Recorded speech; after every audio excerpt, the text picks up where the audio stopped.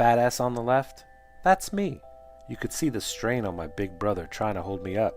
This picture was taken in Israel. For those that don't know, I was born there. And when I turned 5, we came to America. Philadelphia, to be exact. We lived in the worst neighborhood. We were poor. We were so poor we had to make our own video games. See my brother in the background? His video game was called Burning and Torturing Ants with his magnifying glass. So how poor were we? That poor. I hated Philly. All I remember was the snow.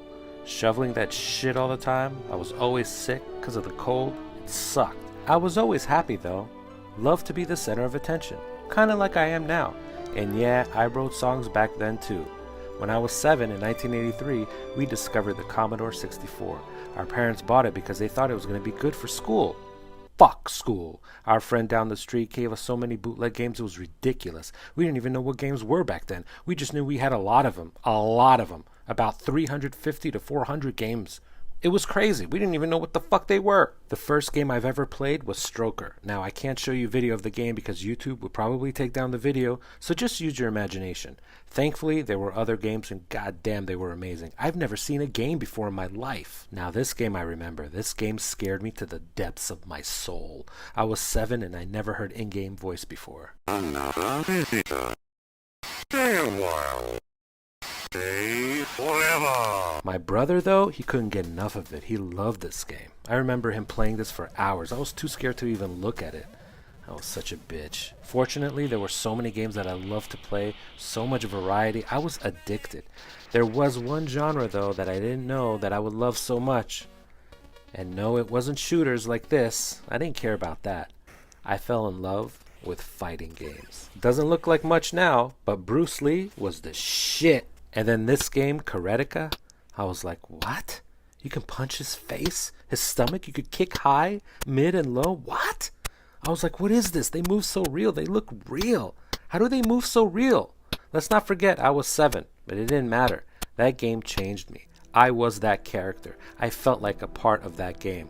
I used to pretend to fight my brother. I was a kung fu fucking master. And yeah, I had other things like G.I. Joes and Garbage Pail Kids, and I was really into WWF action figures, as you can see. But video games, when ColecoVision came out, we still had that Atari 2600 that we never played because it sucked even back then. A few years later, we got the NES, and I was hooked again. That's me with a zapper. He took my controller. We didn't have YouTube back then, so I expressed my anger in other ways. This was a crazy system. I loved it. And there was another fighting game on it called Kung Fu Master, and I was like, this is way better than Karetica. What the fuck was I thinking? A few years later, my mind will be blown again. This was my favorite console growing up, the Sega Genesis. I had a wall of games. I used to nail the physical copy of the games on my wall. It was like a shrine in my bedroom. I didn't understand how they could make games look this good. It was kind of like a miracle to have this in my home. And just when you thought it couldn't get any better, Nintendo came out with a Super Nintendo. And you guessed it, my mind was blown again. F-Zero, Pilot Wings, Mario Kart, Super Mario World, Zelda. Video games at that time were really starting to take over my entire existence. I didn't even know what to do with myself. I had just graduated junior high. I was like 14 or 15. I never even stepped foot into an arcade yet. I was all about consoles, hence the channel name, Console Fanboy. I never noticed before, but the laundromat across the street had this in the back. It was a fighting game called Street Fighter 2. I was like, what the fuck is this? I have that for my Genesis and for my Super Nintendo. But it didn't look this good. Why does this one look so much better? It was backwards for me. Usually kids play the arcade version first and then wait for the console version to come home. I didn't even know there was an arcade version. I didn't even know there was an arcade. I played this fucking game every day for a year until this came. This was the culmination of every fighting game I've ever played since I was 7. From Bruce Lee to Karetica to Kung Fu Master to Street Fighter, this was everything those games were and so much more. I went on the One Up Weekly show a couple years ago to talk about that moment when it all hit me. They did a members only stream just for that. This is what I said. Okay, so I was a big Street Fighter fan. Contrary to popular belief, I love Street Fighter. I played Street Fighter 2 all the time for like a year. Like straight every day for a year. I loved it. And that was like in front of my junior high. One day I went across the street and I was like, okay, what is this gigantic box doing in front of my favorite game? What is this? And it was Mortal Kombat. Oh. And yeah, and nobody was playing Street Fighter. there were crowds around MK. I couldn't hear anything. I just heard like people screaming, whatever.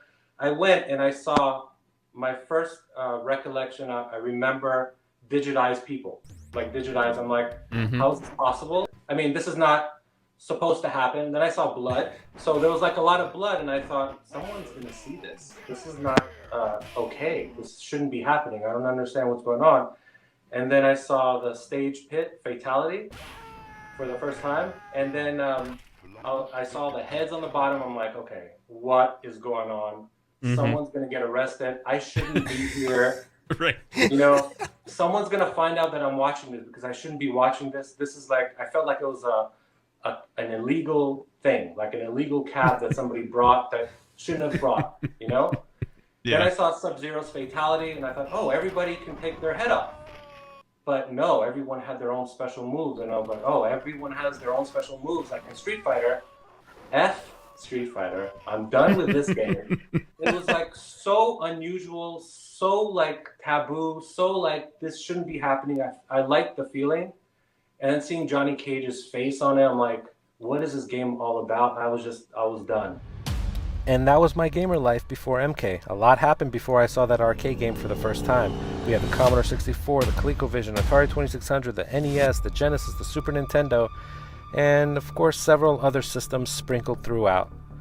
But it was this game, this stupid 1982 game that sparked something in me. I was only 7 years old, but I was a kung fu motherfucking master. My favorite game of all time, still to this day, will always be the original Mortal Kombat. And that's my story. We all have one, and I hope to hear yours in the comments below. Thanks for watching.